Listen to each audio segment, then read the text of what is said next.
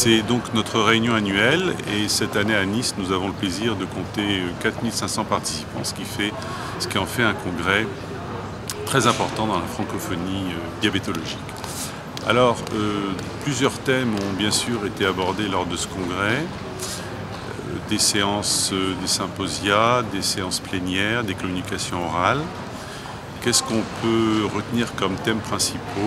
On a eu une très belle conférence sur les relations entre os et diabète, qui montre que l'os est également une glande endocrine, ce qui a constitué une surprise pour certains d'entre nous, puisque c'était assez inattendu.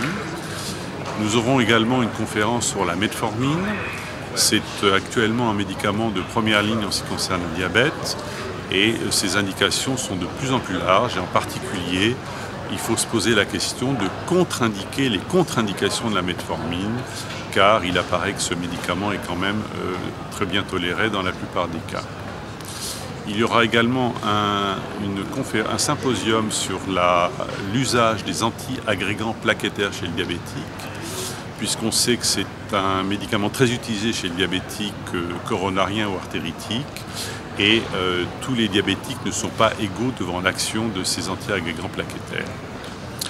Il y a eu également une belle conférence sur le rôle des perturbateurs endocriniens ou des polluants environnementaux sur le métabolisme et sur le diabète et qui montre que notre environnement est loin d'être innocent et qu'un certain nombre de facteurs d'environnement prédisposent ou entretiennent un diabète par interaction avec la production d'insuline. Que vous dire d'autre? Nous avons également un certain nombre de symposia de l'industrie pharmaceutique sur les avancées médicamenteuses et en particulier sur un élément important qui est à la mode et qui est l'influence de l'insuffisance rénale, que change l'insuffisance rénale dans la prise en charge du diabétique, en insistant sur l'excès de risque cardiovasculaire qui constitue l'arrivée de l'insuffisance rénale et également les modifications qu'elle entraîne ou qu'elle impose dans le traitement du diabète et en particulier qu'apportent les nouvelles molécules dans le cas de l'insuffisance rénale, est-ce qu'on peut les utiliser? Et puis, il y a eu des symposia plus fondamentaux sur comment remplacer la cellule bêta, qui est à la mode actuellement, la cellule bêta défaillante, greffe ou autre. Et on aura également une conférence sur l'association dyslipidémie et diabète, association très fréquente. Que faut-il faire? Est-ce que les statines sont suffisantes? Faut-il s'adresser à d'autres médicaments?